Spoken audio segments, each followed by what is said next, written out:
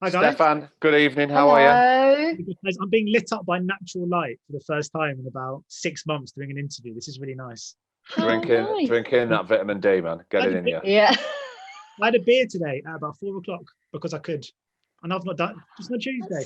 I'm loving life. I'm loving life. Anyway, I'm already loving your professional nature to this interview so far. Crack open the beers in the afternoon. 10:30.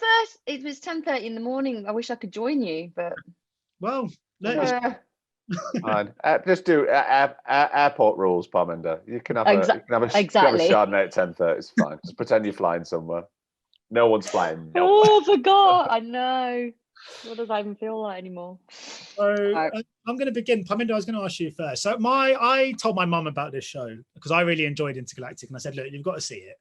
And she said, I don't like sci-fi. And I just thought, oh. So I thought I was going to sit there and try and convince her that you don't need to be a sci-fi fan in order to get this because it's full of great characters. And I just thought, rather than me do it, I'll let the stars do it. So can you convince my mum to watch Intergalactic? Oh, wow. I need to I think Craig's got a better response to this than me. Don't you?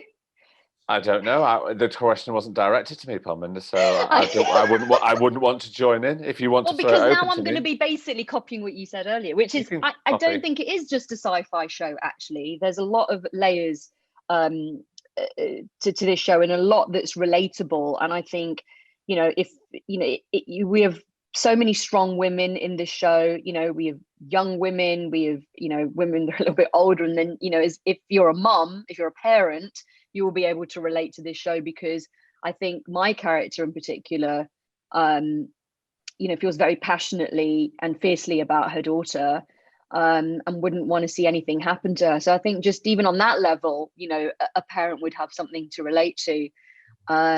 So even though it's set in the future, there's a lot that's relatable for her, because there's a lot of there's a lot of everyday things that are happening now that are going on. Yeah, agreed. See, there we go, Mum. So you should watch it. And also another good reason, and Craig, it's a fantastic ensemble, isn't it? It must have been, you've worked obviously in some great ensemble pieces before, but it must raise the game of everyone when you're working alongside such talented co-stars. Well, it completely raises the game, because you're not only having to, step up to all these incredible people that you're working alongside. When you're in an ensemble, when you're lucky to be in such an eclectic, talented ensemble, you want to work with the best people because they get the best out of you. And that's just the way it is. But also, we've got these incredible scripts from Julie, and we are stepping into unknown territory. I hadn't done a lot of of futuristic drama, so to speak. So it was new territory. So you're just finding things every day and educating yourself. But luckily, we just had a lot of fun along the way, and I got to work with Parminder. We had a lot of laughs, and a lot of our stuff is together. So me and Parminder didn't know each other, and we're thrust together as this quite unlikely duo. And I think it certainly worked off camera. You would be have to judge to see if it works on camera, but we certainly if any part of our friendship came over on camera, and our sort of complicity, then hopefully we'll have done served Julie's script, and that's what it's all about. Yeah, because Parminder, I was going to ask, Craig mentioned the futuristic elements. The costumes and the sets, from my perspective, just as an audience member, look incredible. What was it like to be on those sets? It looked so colourful and vibrant and futuristic. I can't tell you if it was just like, they were like, okay, so this is where you'll be working today, and you walk into the common world, like, I was like, basically, this is my office, and you just can't help geeking out yourself as an actor, just sort of walking around and sort of umming and ahhing, because they did such an amazing job with everything. But then it just sort of goes up one more notch when you watch, because obviously we've been waiting for so long, and then you see the trailer, you see the first few episodes, and it just takes it to a whole new level with the special effects. But it was honestly, I was so glad that we had dedicated stages, actually, because we were shooting in Manchester where Craig is now. So it was nice to be able to, you know, have a set place and a set office and be part of that world. It was almost, I was saying earlier, it was almost odd walking back onto the streets of Manchester after a day of being around people who were dressed like we were. It was kind of a bit, it was like, okay. I don't know, on a Friday night you get a few people dressed like the characters in Intergalactic. Yeah, I think probably some of the fashion is going a bit like, you know, COS, or what did you say, ASOS, where your boots were from. Yeah. We've all been to East London in the summertime, haven't we? Yeah. I mean, acting, Craig. I mean, acting is quite and I mean this in an endearing way, but quite like a childlike profession. It's the world of make believe ultimately. And even though obviously there'll be some roles that require they have more profound kind of severe elements. At the same time, acting as a craft is something that brings out sort of childlike quality in people. Is that enhanced or enriched when you are on a set with like, you know, or like Intergalactic? Does it tap into that kind of quite playful quality that reminds you why you got into this in the first place? Yeah, well, absolutely. That's what you're striving for all the time, because as children, we play without ego or worry, and we're given room as children to make believe and play and become those characters and believe that we are, and other people take that on board and they believe it.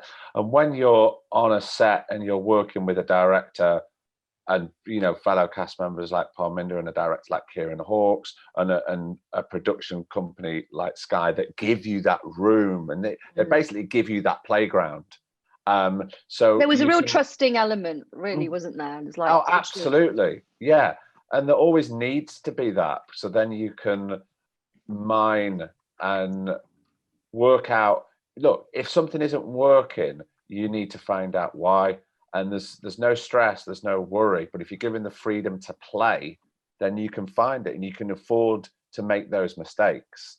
And then as soon as you hit it and you hit the right thing, you've captured it and you take that away. So yeah, there's nothing worse than the complete opposite of what you're just talking about, which is a restrictive set or a moany actor or a shouty director, or, you know. And we've been on those, and we've all been there, and we've all worked with that, unfortunately. But yeah, we were very lucky to have all those elements that you were talking about. So yeah, in answer to your question, yeah, it was exactly that, because it was, you know, it, as cliche as it is, it was an absolute, you know, it was a joy to go and play on set every day, and it was a bit childlike because there's tools and there's creating all these different worlds, things, and you're moving images with your hands and you're typing things in, and you're going to do that, and there's going to be all these bees crawling all over you, so we'll put that on after, but that's what's going to happen. Oh, is that what's going to happen? Yeah, it was incredible. Did either of you steal anything or politely ask if you could take something as a kind of memorabilia? Because I spoke to Liam Cunningham yesterday, who was in Game of Thrones, and he seems to have stolen so much from the set he could open a museum. So just wondered if you guys. I love it. I think I did. No, I didn't. Everything was quite locked down, and as Parminder said, apart from if I'm nipping to East London, I don't think I'd get away with wearing Dr. Lee's costume around the streets of Manchester in summer. I think you know, Northerners aren't backwards with coming forwards with telling their opinion. I was going to, I mean, maybe you can get something on the second season. I was going to ask you about, I mean, Parminder, I'll come to you. I mean, you both know so well, but having been involved in kind of big TV series before, but is there a kind of nerve-wracking period in between making something you really enjoyed and then waiting for that kind of news or hoping for that news of a potential second season? Because I guess it's in the hands of producers, networks, audiences, but when you love something, you must be so desperate to return. I mean, I guess it is, I don't know if it's nerve-wracking. I mean, you just hope that people enjoy, you know, something that you've enjoyed doing and, you know, being a part of, and you hope that translates, you know, and that you are given the opportunity, you know, to do that. But I mean, it is a period, but I feel, I don't know about Craig, but I feel like, you know, having been in the business for a while, and I know I don't look it. No, you don't, Parminder, at all. But you kind of go, do you know what? It is what it is, and let's hope, and but you never know, and you just you just sort of have to ride with it, really. You sort of have to ride the wave. Yeah, I mean, more and more now, I'm so surprised with what does and doesn't come back. So I try. You can't second guess it. It's a bit like, well, wait a minute. I have no control over this. It's like you say, the control is given over to the audience pretty much. But you can't second guess. You can never second guess. You can hope that you can revisit a character and an ensemble and a team that you created, hopefully not just enjoyable to work on, but something that speaks to somebody. But yeah, you can never second guess these things. And I really try my best not to. But it can be difficult. Yeah, you just drive yourself mad. You just drive yourself mad. You're like... drive yourself madder, than you already are. Yeah, that's true.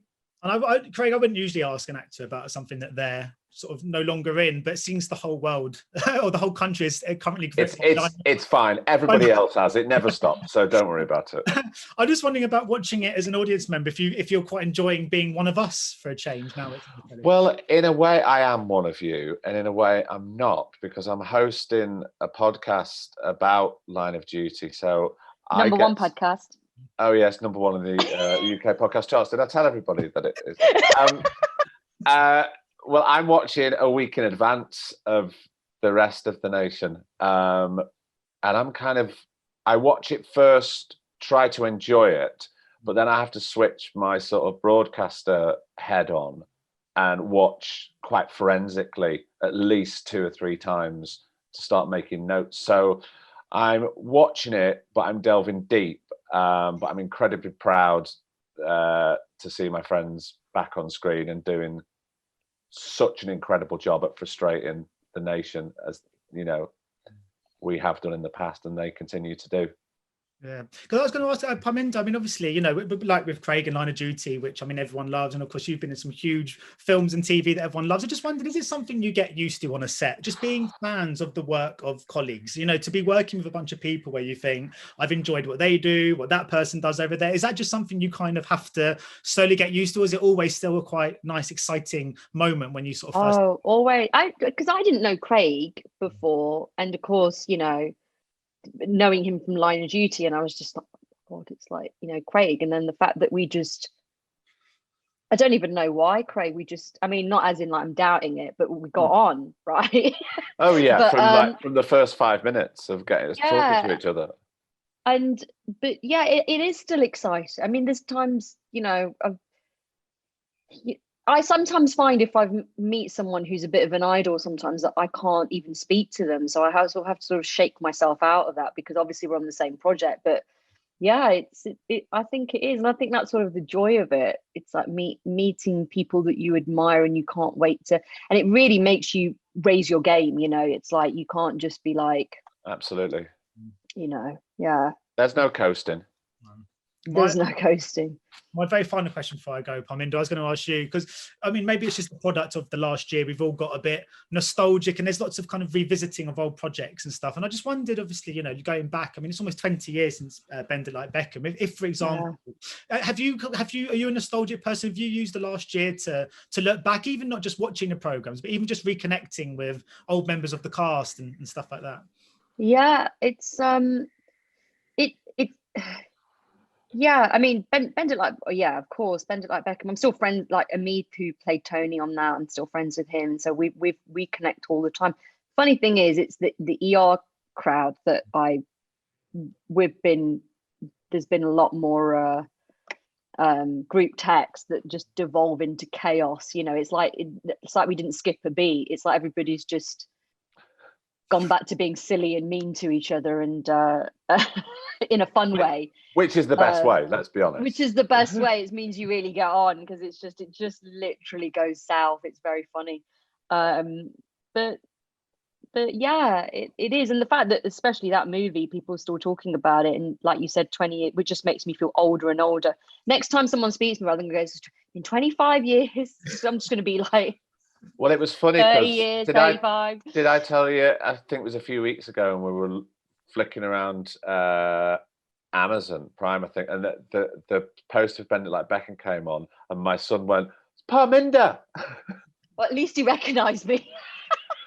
You haven't changed a bit. You really haven't. Oh God. Oh. I like the idea of an ER WhatsApp group though, just Clooney sending memes constantly. Just It's like Clooney. well, he's never off that WhatsApp group, is he? Him in his late coma. Oh. Put your coffee machine away, George. We've all got an espresso. I'd like to think that even though you didn't take anything off the set of Intergalactic, you definitely took home at least one stethoscope or something from ER. Oh, I have to tell you this story. So, okay. Sorry, it's funny you should say that. I like a bloody idiot. You know, everybody was taking like little pieces of things, you know, like a little sign, you know, that was hanging over a door or whatever, or piece of the trauma one floor, which I do have. And I was like, right, I want my OR doors, right? The doors I burst through as a surgeon. Like they went the entire door. I went, yeah, I want both of them. And very recently, I was they're so heavy and they're massive, and I've never even put them anywhere. It's so ridiculous. I've ended up with these 2 fucking doors that are massive. And in the end, I just said to my friend, I went, can you just please at least help me take the glass out so I can just at least frame why would don't ever take doors from a set, Craig. It's not, practical. That is you in a nutshell. I thought I was going to take 2 massive doors. 2 massive heavy doors that, and forget bursting through. I can't even lift them. Thank you so much for your time today, guys. It's been a real pleasure. I'm sorry, Amy, I went over a little bit. Thank you, Stefan. Say hello to your mum. Bye. Ladies and gentlemen, you're watching Hey You Guys. Hey You Guys, huh? Hey You Guys. Is that from the Goonies? It is indeed, yes. Nice. Hey